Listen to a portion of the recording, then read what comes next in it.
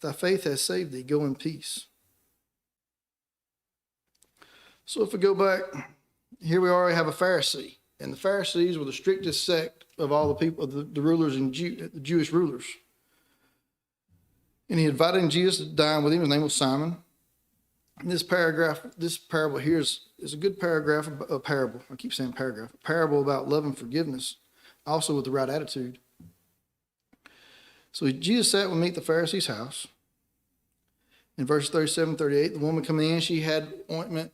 She washed his feet. She cried. She washed them with her tears and her hair. She dried them with her hair.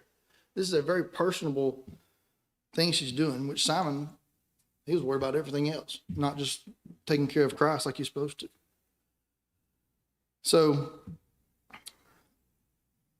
to show how strict the Jewish religion was and how the Pharisees were, in Acts 26:5, when Paul's testifying his defense before Agrippa, he said, which knew me from the beginning, if they would testify that after the most straightest sect of our religion, I lived a Pharisee. So Paul knew how strict they were. Jesus knew how strict they were. Because every time you remember Jesus going around, what did they try to do? They tried to trick Jesus. The Pharisees, the Sadducees, all of them tried to catch him in something. They were known for keeping the law, but also what else did they try to do? Not only keep the law, what else did they do to everybody else? This is going to go a lot quicker if I don't have no participation. We'll be done in 20 minutes.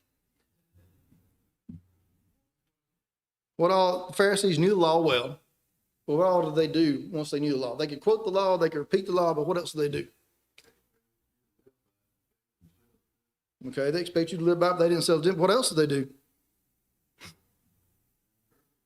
Well, they also interpreted the law, scribes, they used scribes, but didn't they bind things on people that wasn't in the law? Little petty regulations. Oh, you can't do this little bitty here, but, over here we're going to do this. So they were nitpicking about everything. So when the Pharisee saw what was happening, was he happy? No. He really didn't like that woman showing up, because the Pharisees, they thought, what did they think? High and mighty. Remember all that they had done, everything. Oh, the Pharisees, the sinners, can't have anything to do with them. Well, what were they supposed to be doing? Trying to change the sinners, to help the sinners. But no, they didn't like sinners. They thought they were beneath them. He also wasn't happy with the woman, but who else was he not happy with when the woman came in? Exactly. He wasn't happy with Jesus. Why? Okay, pay more attention to her. Here he is. He says, she's a sinner. She's letting him touch him.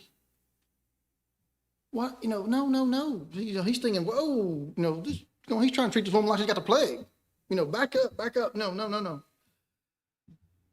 So here he is grumbling himself, but he don't remember that what can Jesus do? Jesus knew his thoughts before he even opened his mouth. Right? So he's thinking to himself, if this man were a prophet, would have known, in verse 39, would have known who and what manner of woman this is that toucheth him. For she is a sinner. You can just hear the disdain of that. So I'm like, okay. So Jesus knew his thoughts before Jesus even did anything.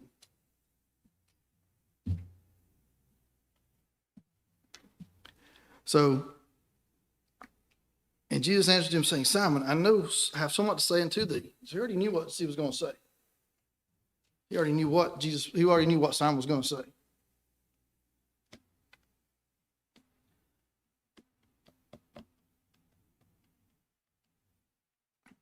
And he says, okay, I got something to say to you, Simon. And Simon goes, say on, master.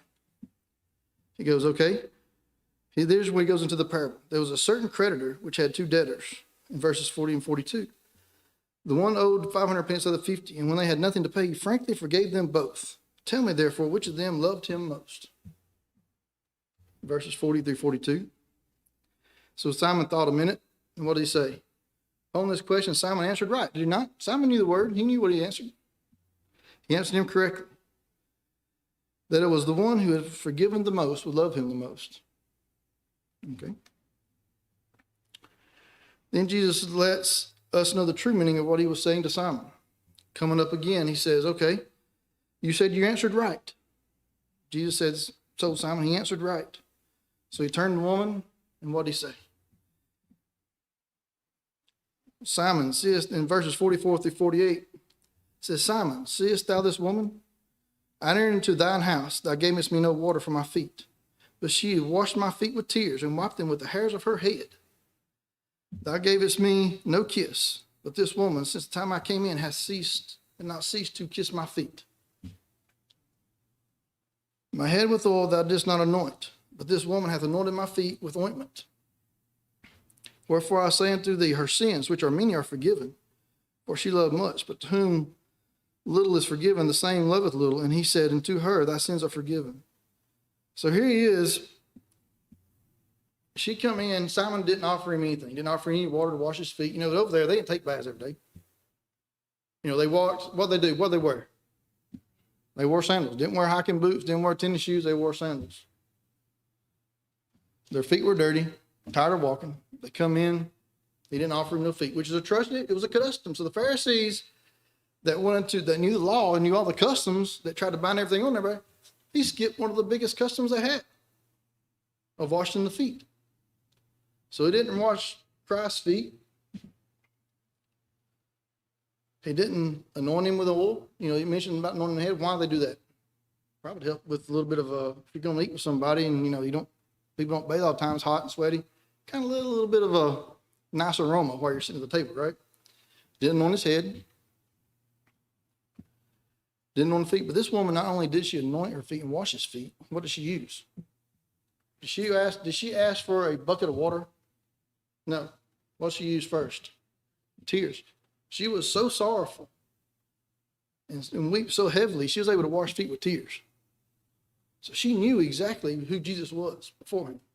She knew what he could do. And here she is. She's in torment, in tears, frantic about how she is, what her condition is. Knew who Jesus was. So she was able to wash them with feet. But then she used what to dry them? She go get a towel out of, I wouldn't say the bathroom, but you know, go get a towel out of Simon's house? No. She used her hair. The thing for her that's probably the most personable, her hair. You know, you don't want people to come use your combs, do you? You know, you don't want people to go and run their fingers through your hair. You don't know whether, you know, that kind of grubby thing. Some of us don't even have hair to worry about it. But women most of them I know have a lot more hair than men do. And they take care of it a lot better than men do. Same here. That was their glory, their hair. You know, that's what she was seen by. So she used her hair to wash what? What did she wash? What part of the body of Jesus did she wash? The feet. What is the feet? The dirtiest part, the lowest part of a man is the feet. So she used the best thing she had of her hair to wash the worst thing that a man had, his feet. Showing humility.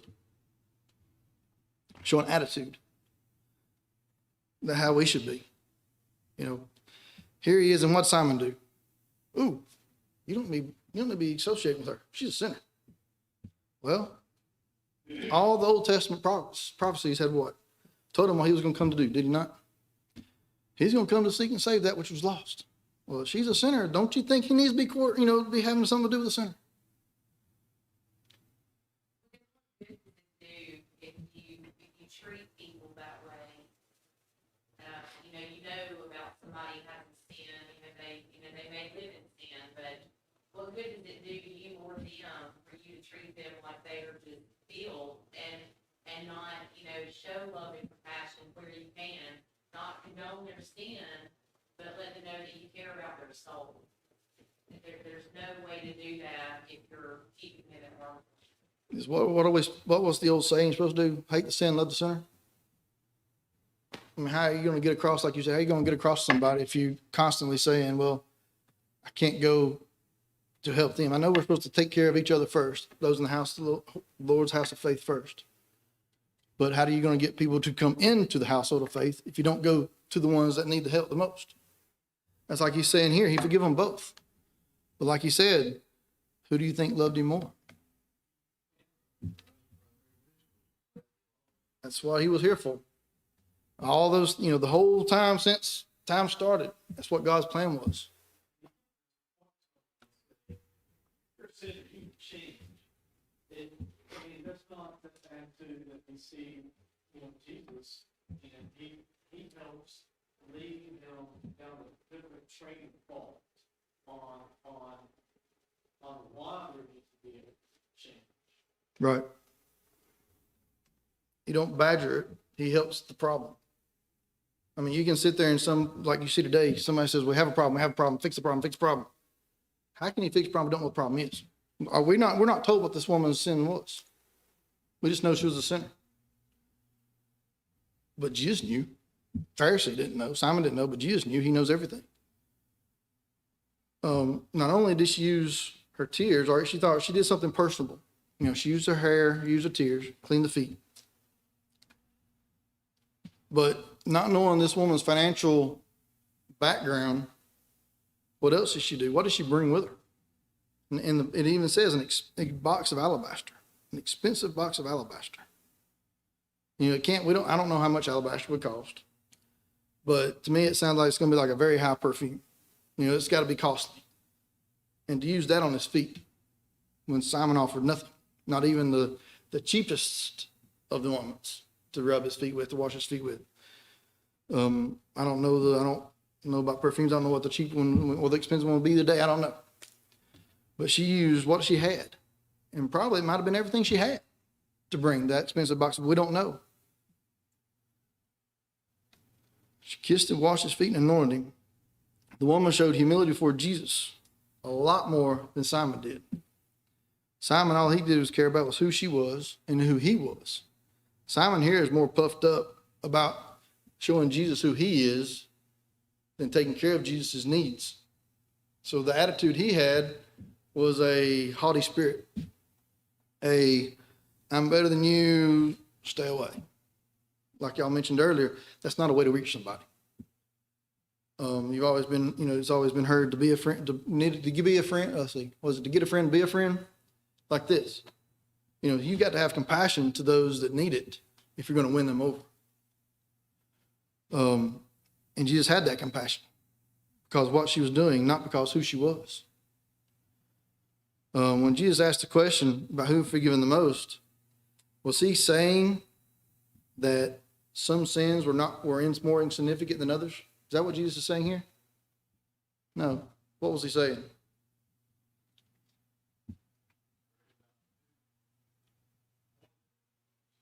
Who wanted it most, who needed it most. Because, sin, if you turn to Romans 3:20, everybody knows that verse. We all have sinned and fallen short of the glory of God.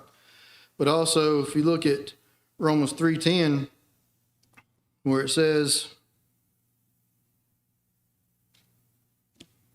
as it is written, there is none righteous, no, not one. And then in Romans 6:23,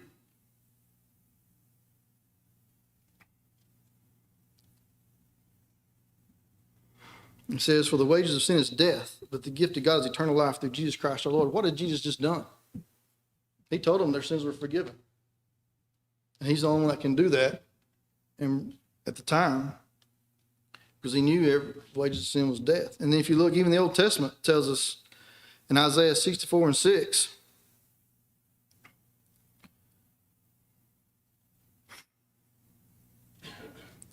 but we are all as unclean as an unclean thing, and all our righteousness are as filthy rags, and we all do fade as a leaf, and our iniquities like the wind have taken us away. So we're all, like I said, unclean. We're sinners. All our righteousness is filthy rags, and without Christ, we would all be sinners. So everybody's a sinner. Simon was one of those thoughts, well, I'm a lot better than you are because I'm a Pharisee. And without Christ, we would not have that forgiveness. And if you look, if you want to focus a little bit on the two debtors, you have to consider Simon and the woman being the two debtors. Simon was the one that had the 5 pence, and the woman was the one with the 50 pence. It was an attitude they had. Simon's was what? Holier than thou. And then the woman, she had all the humility and attitude that we need to have. Sometimes we need to act like those that have less than we do. Because what did Simon think he had? And at the time, the Pharisees were what? They were the rulers. Simon thought he had it all. And that woman knew she didn't have anything. They were both, one was not The other was not thankful. The other one was thankful. And being thankful, our first attitude, one of the first lessons is gratitude with the attitude. And they do rhyme. I didn't mean for them to rhyme. They just come out that way. But gratitude and attitude. And what are we grateful for? I mean, she was grateful. Because if she knew what Christ had done, she wouldn't have been there. I mean, why was she going to the Pharisee's house, being risk of humiliation and thrown out if she didn't know what Jesus could do for her? And all the tears, the ointments, the cleaning, that was showing her gratitude toward Christ. Faith, yes.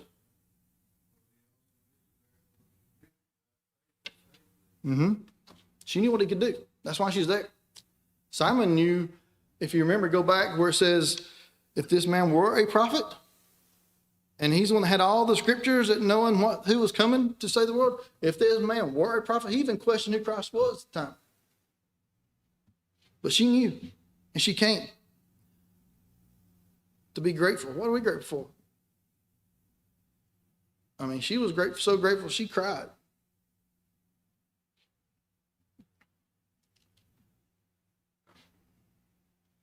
I mean, are we grateful for things given to us by the Lord? I mean, do we thank God every day for God every day for waking up? I mean, for the sun shining. I know it's cold. Cold weather's got to help some things. It's a beautiful day. Sun's out. You know. Did you eat this morning? Yeah. If you chose to eat. If you chose to eat, you eat, yes. Did you have to worry about what you had to eat? No. Did you have a warm house to stay in tonight? Last night it was cold. Everyone here I know has a warm house, has a home. Just thank God for that. Just thank God for being able to come here this morning. I mean, the only way we get to talk to God and see what God wants to do is prayer and study through his word. We need to show that we are grateful. And how can we show that we're grateful? I hope I ain't stealing all Byron. He said his lesson was kind of be on the same kind of deal. I hope I ain't stealing all his points this morning. I told him great minds think alike. His was kind of on the same point with different parables and different people. But and no, we didn't talk all week. So, but the Lord was also thankful this time, was he not? How was he thankful? He was thankful that the woman was what she was doing for him. You know, Simon didn't offer him anything. Now the Lord has clean feet, been anointed, has a better smell, is refreshed. Washing your feet's refreshing. Simon should have been grateful for who he was, instead of looking down on others that are different nationality and different not nationality, but different stature. Hopefully we don't have that problem, looking down on others because of what they have or don't have and who they are, because everybody needs help. Also, if you want to turn to Luke 17, verses 11 through 19, here's another show more about gratitude and attitude. If you remember, these are the 10 lepers. Luke 17, 11 through 19. It says, and it came to pass as he went to Jerusalem that he passed through the midst of Samaria and Galilee. And he into a certain village, there met him 10 men that were lepers, which stood afar off. And they lifted up their voices and said, Jesus, Master, have mercy on us. When he saw them, he said unto them, go show yourselves unto the priests. And it came to pass that as they went, they were cleansed. And one of them, when he saw that he was healed, turned back and with a loud voice glorified God. And he fell down on his face at his feet, giving him thanks, and he was a Samaritan. And Jesus answering said, were there not 10 cleansed? But where are the 9? There are not found that return to give glory to God, save the stranger. And he said unto him, arise, go thy way, thy faith hath made thee whole. So, here we are again. We got 10 lepers. All of them were healed. Jesus didn't say, okay, I'll heal you, not you, you, not you, not you, not you, not you. He just healed all of them. What happens? One said, thank you. Fell down and worshiped him, and he showed his attitude, a grateful attitude. I find it interesting when you read through some of these parables, and he uses parable of the Good Samaritan. Mm-hmm. You know, Samaritans were, the dregs of society, in that time or whatever, but Right. they were they were the most humble and the most faithful, and I think that that's on purpose, the way that he uses them, because you can't be, a faithful person and be a haughty person. Like, those two things don't go together. Not oil and water. There has to be a humility about you, in order for you to truly, grasp the forgiveness of God. You know what I mean? Mm-hmm. And I think that's interesting. That's who he uses a lot, in things that he says, and the people that, were actually like that leper. It tells me he was a Samaritan, the other ones probably were not, and I just thought it was interesting. You're right. And if we have time, I don't know if I have time. That was my next parable I was going to in a minute. But anyway, but yes, you're right. What were the Samaritans? They were lower than dogs, according to the Jews. But guess what they were? They were relatives. That shows you, that goes back to Simon. Shows you exactly what Simon was thinking. Okay, he's a Pharisee. Okay, everybody else is below me. I'm a ruler. Do we see that nowadays? Ooh, we got the rule makers and everybody else. Same way there. Pharisees. We're a Pharisee. We tell everybody else what to do, and we don't have to do it. But here we are. Like I said, another thing about gratitude and attitude was the lepers. Only one came back. Leprosy. What, if you had leprosy, what could you and could you not do in society back then if you had leprosy? You pretty much had a leper colony. You stayed with everybody else. You couldn't associate with anybody. You couldn't get even close to anybody. That's why I even said here, where'd they stand when they saw Jesus? Afar off. They got as close as they physically could without somebody else telling, whoa, go back up, whoa. And Jesus said, go be clean. So, they couldn't have a life. Could you imagine a life of leprosy? And then, one came back. They don't tell how long they've been lepers. Most of the time, it was a long time because there was no cure. It just had to go away but only one came back. That tells you a lot about how we need to be toward Christ and God when he does everything for us. If it wasn't for him, what would we have? Zero. Nothing. We don't make the food. Farmers don't make the food. Who makes the food overall? God. He provides the food. He provides the rain, he provides the seeds. He made the seeds to begin with. So, the humility they had, the gratitude, we need to show that every day. We got to be gracious every day, show our gratitude toward Christ and toward God, what they should do. And what do we not need to become?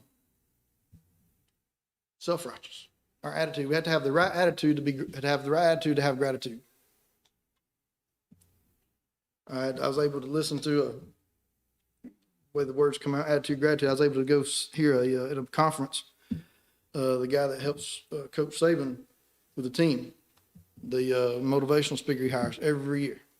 I sat in a conference for 2 hours with him. And, the right attitude to have gratitude reminds me of what he said. It says, no self-pity, nitty-gritty. Okay, how many times have we found ourselves just beating ourselves up, getting down because we just don't feel like getting up and doing nothing? No self-pity, nitty-gritty. Get up and get done. It's like here. Have the right attitude to have gratitude. True gratitude. You see people sometimes, they come up to you, you do something, oh, thank you. They go on about their business. Do you sincerely think that they were appreciated what you've done? You can tell when somebody really appreciates something, can't you? All right, look at Simon. Jesus came. He thought, okay, I've got Jesus in my house. He's on cloud 9. Woman comes in, cloud 9, he got jerked out from under Simon. He ended up on the bottom, and she got on cloud 9. Because all after that, you remember Jesus just praised her the whole rest of the afternoon and what she had done. Just like with the lepers, one came back. Oh, great. And if you remember, I guess we're on the Samaritan topic today, because guess who comes up next in my little talk here? The next few minutes. Okie doke. Okay. Body physically looks 19, by faith, 19 old, so the leper stayed here, finished him spiritually. Okay, yeah. It's another point there. It says, even though they were clean, they were not wholly clean. So now this other one, the faithful one that came back because he knew to appreciate what he had gotten done, is now his, like you said, he is made whole. So his spirit was made whole as well. He's also a clean spirit. But another part of a gratitude, you know, as before we get into the Samaritan woman at the well, the Samaritan lady here. You know, a lot of people, or not a lot of people, everybody says, but Simon didn't realize what Jesus was there for, did he? You know, what was Jesus? Daddy said it earlier, and we mentioned earlier, you know, Jesus' main reason to come to this earth was seeking to save that which is lost. Why? What is the main, John 3:16 tells us, you know, why? You know, God so loved the world that he gave his only begotten Son, that whosoever believes in him should not perish, but have everlasting life. God sent his Son not into the world not to condemn the world, but the world through him might be saved. You know, God sent Christ for that whole purpose. The whole purpose of him to come to this earth was so we could go back to heaven to be with God of our choosing, if we did what we were told. You know, there's people nowadays that they don't want anything to do with it. Everybody sees that every day.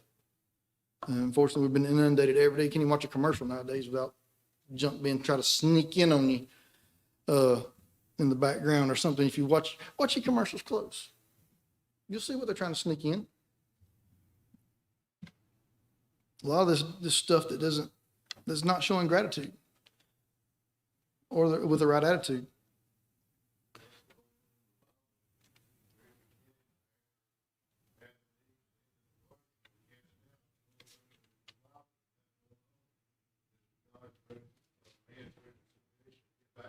Exactly. I mean, that's the whole point of all this.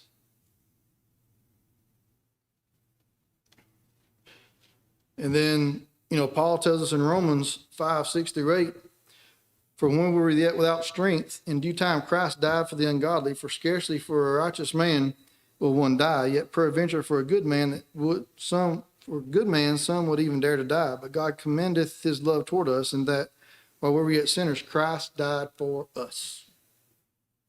You and me.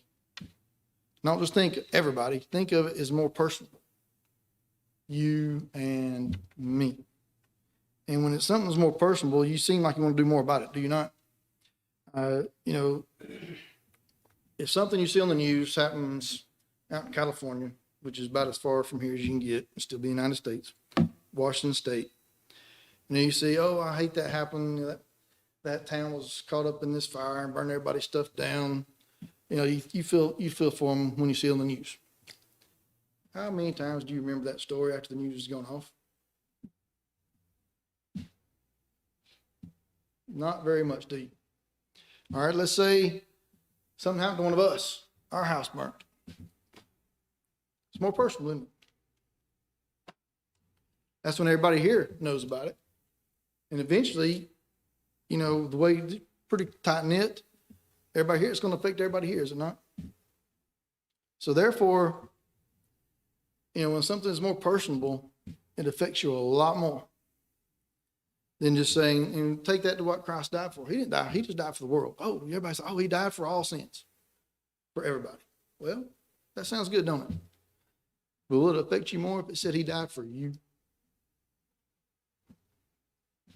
Died for me. David tells us in Psalms 103, verses 10-13,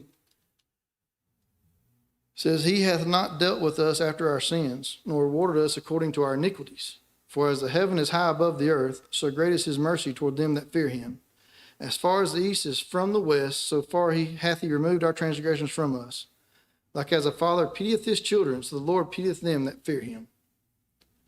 So not only we have the right attitude toward God, he'll take care of us.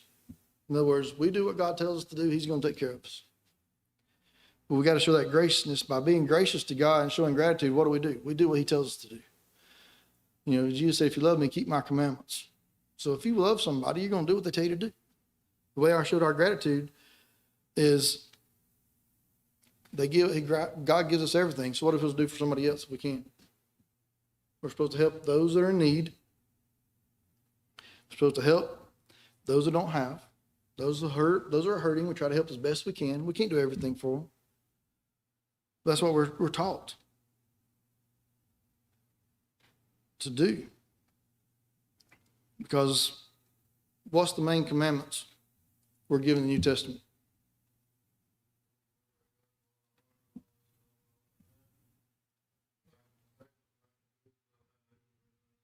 All right.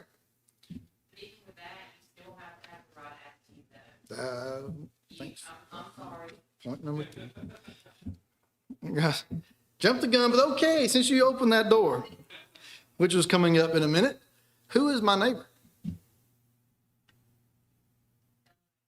Because remember, we haven't got time to go through, but you mentioned earlier the Good Samaritan. Who was the neighbor? That little man. You know, you had the priest and the Jew that walked way across the road to get past him. And the Samaritan come in, the dregs of society, lower than dogs, come in, puts him up in the hotel. I'll pay everything, take care of him until he gets gone. I'll pay when I come back. You know, who is the neighbor? It's not just your literal neighbor as we know it. Mr. Rogers in the neighborhood shows us, but neighbors. All of us are neighbors. Person way down the street, person you come in contact with. But without the right attitude to help that neighbor, you know, we fall short.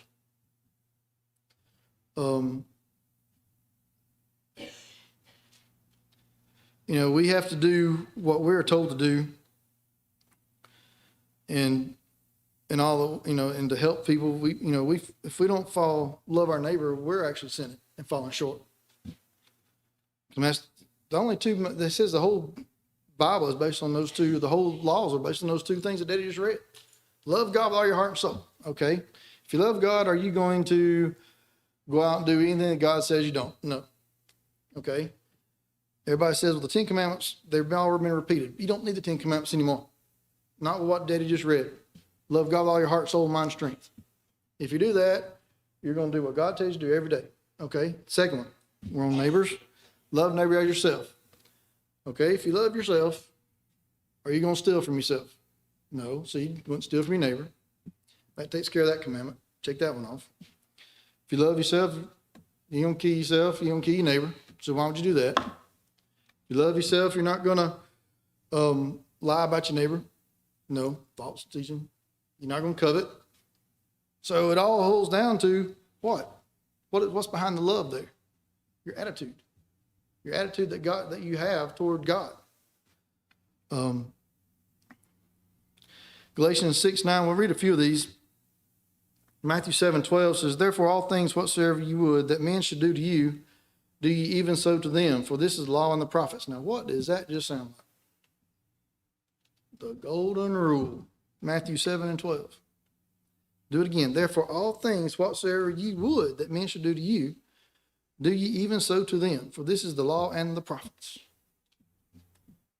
And also, when we get done a few minutes early, I didn't cover everything, I had to jump around, but Galatians 6:9 and 10, we'll leave it through here. This will kind of summarize the whole thing about attitude and gratitude. Galatians 6, verses 9 through 10 says, and let us not be weary in well-doing, for in due season we shall reap if we faint not. As we have therefore opportunity, let us do good unto all men, especially unto them who are the household of faith. So like we mentioned earlier, the right attitude will get us down the road to help who we can. And also by doing with the right attitude to help others, it shows our gratitude toward God that's given us everything that we have and will give us everything we ever need. And I appreciate your time this morning. Hope it didn't bore a lot of you too much. Appreciate the help and the comments. And I guess we got a few minutes for 10:15.